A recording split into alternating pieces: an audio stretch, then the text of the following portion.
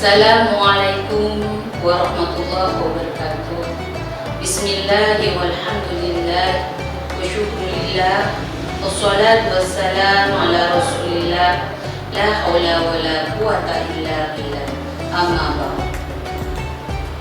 Yang saya hormati Ibu Ketua Dharma Wanita Persatuan Kantor Kementerian Agama Kabupaten Probolinggo beserta para pengurus, hadirin sekalian yang dimuliakan Allah.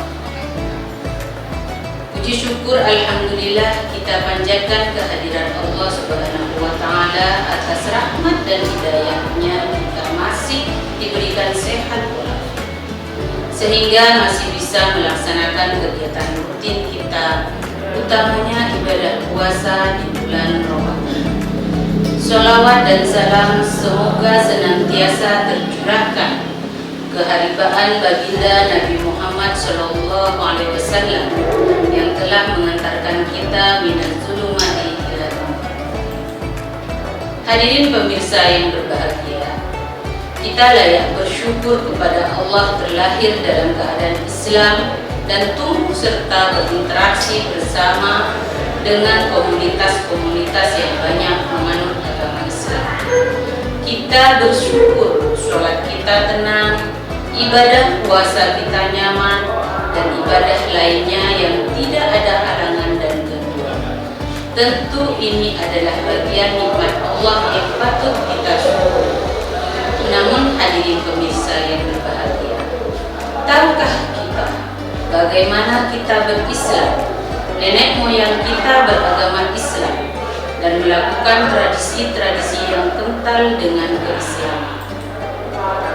Baiklah hadirin dan pemirsa yang berbahagia, berangkat dari pertanyaan di atas, maka kali ini akan kami ulas secara singkat bagaimana sejarah dan tradisi Islam utamanya yang ada di Nusantara bangsa Indonesia.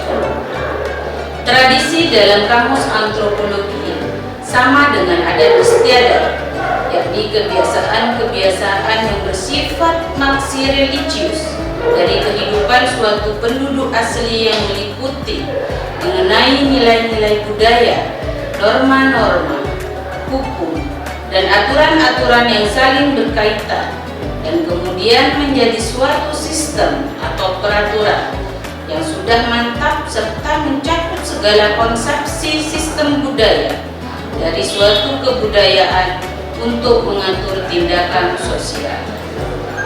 Sedangkan tradisi Islam merupakan hasil dari proses dinamika perkembangan agama tersebut dalam ikut serta mengatur pemeluknya dan dalam melakukan kehidupan sehari-hari. Hadirin dan pemirsa yang berbahagia, dalam beberapa literatur dijelaskan bahwa Islam masuk ke Nusantara melalui 4 jalur, yaitu jalur perdagangan, jalur pernikahan, jalur pendidikan, dan jalur akulturasi budaya. 1. Melalui jalur perdagangan, Islam diperkirakan masuk ke Indonesia melalui jalur perdagangan sejak abad ke-7 hingga abad ke-11. Menurut pernyataan dari para saudagar dari luar maupun Indonesia sendiri, Islam disebarkan di sepanjang jalur perdagangan pelabuhan seperti Selat Malaka, Samudra, Palembang, disusul Demak, Cirebon, Gresik, Tuban, Makassar, serta Indonesia bagian timur. 2. Melalui jalur pernikahan, Islam masuk ke Indonesia salah satunya berkat pernikahan. Jalur pernikahan ini ditempuh para ulama sekitar abad ke-11 hingga ke-13 Masehi. Para saudagar muslim dari Gujarat, Arab, Benggala, dan lainnya menikah dengan orang Indonesia. Umumnya saudagar yang menikah adalah orang-orang kaya dan terpandang, sehingga para putra-putri raja yang akan dipersunting harus masuk Islam terlebih dahulu. Jalur ini memiliki andil besar dalam persebaran Islam di tanah air. 3. Melalui jalur pendidikan. Selain perdagangan dan pernikahan, Islam masuk ke Indonesia melalui jalur pendidikan. Jalur ini dibentuk oleh para dai yang mengabdikan dirinya untuk menyebarkan Islam ke wilayah baru, salah satunya Indonesia. Para dai penyebar agama Islam bukanlah pedagang, melainkan murni menjalankan misi untuk membawa ajaran Islam ke wilayah baru yang belum tersentuh Islam. Dalam praktiknya mereka dipandu oleh para pedagang. Jalur pendidikan ini memegang peranan yang cukup penting, sebab melalui dakwah Islam yang semula dikenal di pantai-pantai sepanjang jalur perdagangan, akhirnya bisa berkembang luas hingga ke pulau-pulau Indonesia bagian timur. 4. Melalui jalur akulturasi budaya. Agama Islam masuk Indonesia akibat dari peran akulturasi budaya yang dilakukan oleh para dai. Hal ini terjadi sekitar abad ke-12 hingga ke-14 Masehi. Para dai memberikan kesan kepada masyarakat bahwa Islam sesuai dan tidak bertentangan dengan budaya mereka, hingga mereka memeluk Islam dengan sukarela.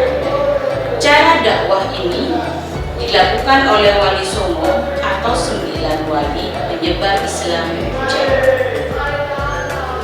Akulturasi budaya sudah berlangsung sebelum masuknya Islam, yakni akulturasi antara kebudayaan Indonesia dan Hindu. Kemudian akulturasi terjadi lagi setelah agama Islam masuk bersama nilai kebudayaannya. Salah satu media penyebar agama Islam melalui kebudayaan adalah wayang. Inilah kemudian kenapa kehadiran Islam di Indonesia tidak mengalami tantangan yang berarti seperti di Timur Tengah dan di Eropa, karena masuknya Islam ke Indonesia melalui jalur-jalur yang ramah, jalur damai dan penuh toleransi. Hal ini pula yang menyebabkan banyak tradisi-tradisi Islam yang tersebar di seluruh Nusantara, karena Islam tidak menentang tradisi-tradisi yang ada. Kepercayaan dan tradisi Nusantara yang sudah ada tersebut membaur dan mendapat pengaruh nilai-nilai Islam, sehingga memunculkan tradisi Islam, yaitu kebiasaan atau adat istiadat yang dilakukan turun-temurun oleh masyarakat, dan di dalamnya menyambung ajaran-ajaran Islam. 1. Tradisi halal bihalal. Tradisi Islam di Nusantara yang pertama adalah halal bihalal. Halal bihalal dilakukan pada bulan Syawal yang berupa acara saling bermaaf-maafan. Setelah umat Islam selesai puasa Ramadan sebulan penuh, maka dosa-dosanya telah diampuni. Namun dosa kepada sesama manusia belum akan diampuni jika belum mendapat kehalalan atau dimaafkan oleh orang tersebut. Oleh karena itu, tradisi halal bihalal dilakukan dalam rangka saling memaafkan atas dosa dan kesalahan yang pernah dilakukan agar kembali kepada fitrah atau kesucian. Tujuan halal bihalal selain saling bermaafan adalah untuk menjalin tali silaturahmi dan mempererat tali persaudaraan. Halal bihalal sebagai sebuah tradisi Islam di Nusantara lahir dari sebuah proses sejarah. Ini dibuat untuk membangun hubungan yang harmonis, silaturahmi antar umat untuk berkumpul, saling berinteraksi, dan saling bertukar informasi. 2. Tradisi kupatan, bakto. Di Pulau Jawa terdapat tradisi kupatan yang bahkan sudah berkembang hingga ke daerah-daerah lain. Tradisi membuat kupat ini biasanya dilakukan seminggu setelah Hari Raya Idul Fitri. Biasanya, masyarakat akan berkumpul di suatu tempat seperti musola dan masjid. untuk mengadakan selamatan dengan hidangan yang didominasi kupat atau ketupat. Kupat merupakan makanan yang terbuat dari beras dan dibungkus anyaman atau longsor dari jamur kuning atau daun kelapa yang masih muda. Sampai saat ini, ketupat menjadi maskot Hari Raya Idul Fitri karena sebagai makanan khas Lebaran. Oleh para wali, tradisi membuat kupat itu dijadikan sebagai sarana untuk syiar agama. Oleh sebagian besar masyarakat, kupat juga menjadi singkatan atau dijarwo dosokkan, menjadi rangkaian kata yang sesuai dengan momennya, yaitu Lebaran. Kupat adalah singkatan dari ngaku lepat, mengakui kesalahan, dan menjadi simbol untuk saling memaafkan. Membuat makanan ini menjadi tradisi Islam di Nusantara. 3. Tradisi sekaten di Surakarta dan Yogyakarta. Tradisi Islam di Nusantara lainnya adalah sekaten. Tradisi sekaten dilaksanakan setiap tahun di Keraton Surakarta, Jawa Tengah, dan Keraton Yogyakarta. Tradisi ini dilestarikan sebagai wujud mengenang jasa-jasa para wali songo yang telah berhasil menyebarkan Islam di tanah Jawa.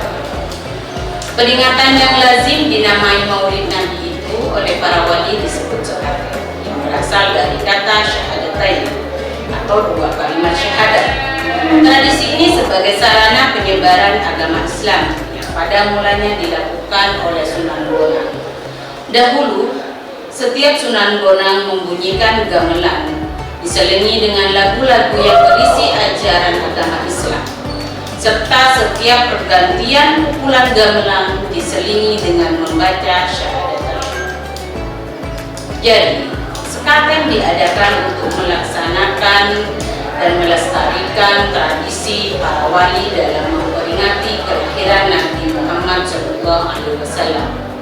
Inilah beberapa tradisi yang dapat saya sampaikan di forum ini, selain beberapa tradisi-tradisi yang tidak bisa saya sampaikan karena keterbatasan waktu.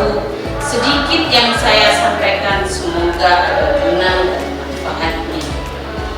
Terima kasih atas perhatian pemirsa sekalian dan mohon maaf atas segala kesalahan kehilafan. Wallahu muwaffiq ila aqwamit thoriq. Wassalamualaikum warahmatullahi